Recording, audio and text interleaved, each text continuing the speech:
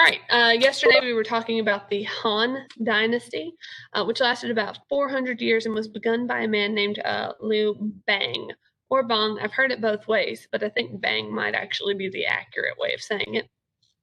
He started the dynasty and he's very popular. He's very popular because he's a commoner. He was born a commoner, and yet he becomes an emperor and starts his own dynasty because he's a good leader. He's a capable ruler.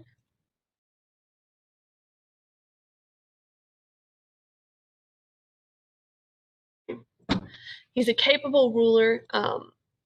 He's a good soldier, and so people really liked him. He had a lot of respect.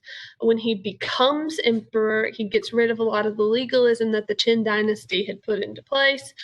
He lowers taxes on farmers. He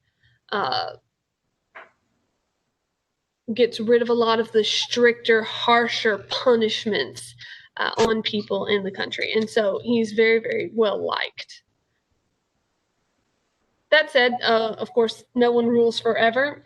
He's followed by an emperor named Wu Di, and Wu Di implements a Confucian government. It becomes the official philosophy of the Han Dynasty's government. Confucianism becomes the order of the land. So that's where we were, and now we're going to talk a bit about Han contact with other cultures. The two main points for this section, and it's a very short section, the two main points that I want you to make sure you make a note of are these. One, they're going to begin to expand trade along the Silk Road, which is a 4,000-mile long trade route between China and the Mediterranean Sea. It's pretty dangerous, but it's also exceptionally profitable. Gavin, you're not muted, dear. It's very profitable to trade along this route. They trade mostly in silk. That's the first thing, the Silk Road. The second important point from this section is that contact with other cultures brings about something that we call diffusion, which is basically where ideas from one culture are traded with another. And that is how Buddhism makes its way into China. It comes from the Silk Road, from India along the Silk Road into China, and then has a very significant impact on the culture within China as well. So that's the second point that you need to be familiar with this section. All of these things happened during the Han Dynasty.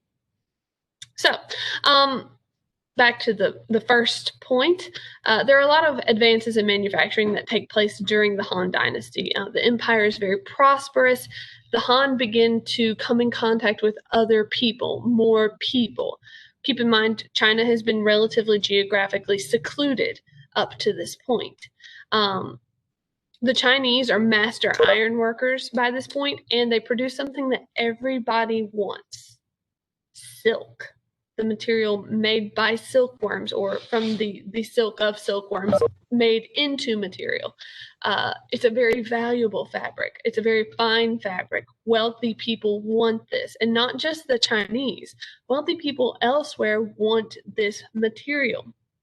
So the Han Dynasty, the Han emperors, start to realize that people will pay for silk. People from other cultures, from far and distant lands, want to get their hands on Chinese silk. Now, keep in mind, the Chinese protect the secrets for making silk for a very, very long time. They guard those secrets well because they want to be the only ones that can trade in that product. So Han armies have conquered lands deep in Central Asia. They learned that people further to the west, even further than Central Asia, actually want access to silk. And silk, again, is very important. That's the reason this is called the Silk Road. So they start to realize they can make a profit by bringing silk to Central Asia and then trading it for the sturdy horses that are common in Central Asia. They have horses. That's what the Han Dynasty wants. And so they start trading silk for horses. It's very profitable for them.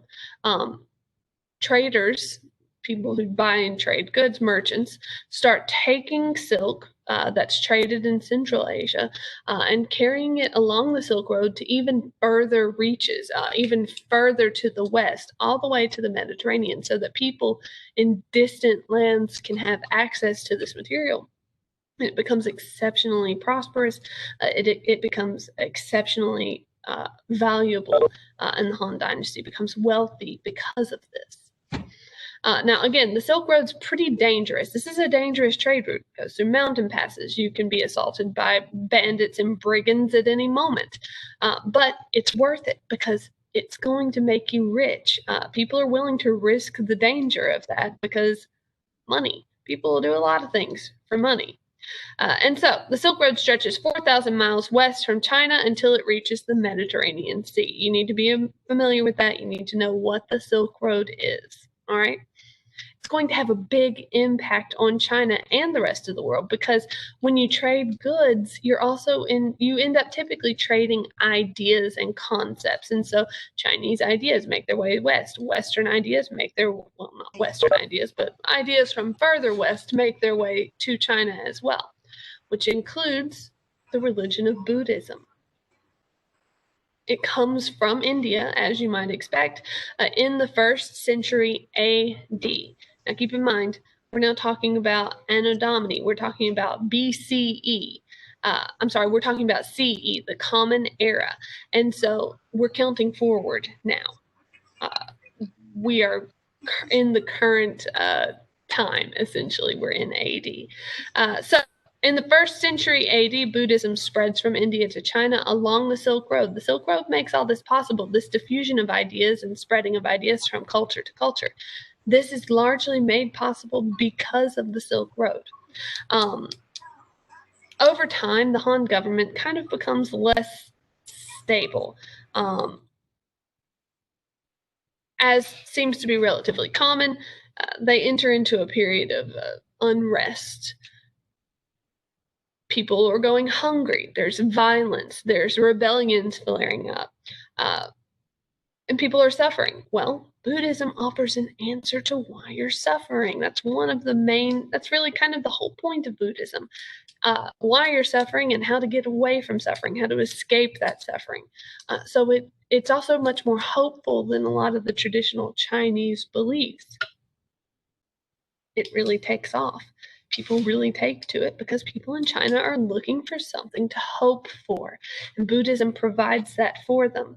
It offers them a chance at rebirth, at relief from their suffering. And that's what the Chinese want at that time. And it becomes popular not just among peasants who are suffering, nobles take to it as well. By 200 AD 200, Buddhist altars stand in the emperor's palace. So even the emperor has acknowledged Buddhism. Now, keep in mind, Buddhism changes, as is often the case when a religion or philosophy reaches a new land and the people in that land have a different way of viewing the world.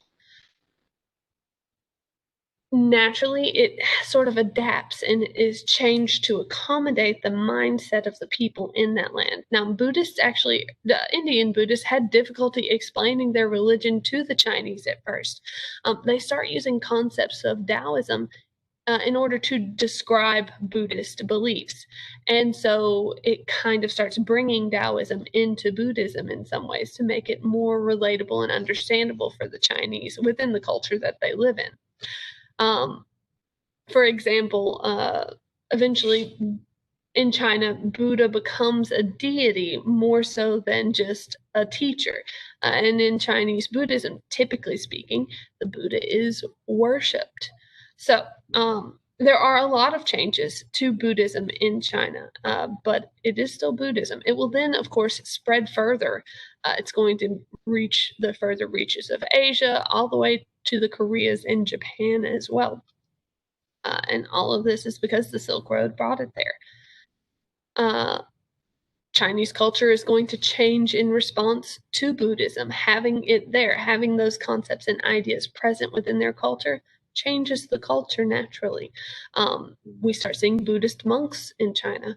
We start seeing books that are translated into Chinese that are of Buddhist origins. And so it has a significant impact on the culture. I'd like all of you to take a few minutes. I have, if we were in class, I would put you in groups to do this, but I'd like you all to take a few minutes and just jot down. You're going to read some of this article, skim through it. This is about Buddhism in China, and you should have a pretty good concept of traditional Buddhism in India already. I'd like you to jot down some comparisons between Indian Buddhism and Chinese Buddhism. Just scan through this really quickly and do that at this time. I'm going to stop the recorder here. And that will be the end of chapter 6.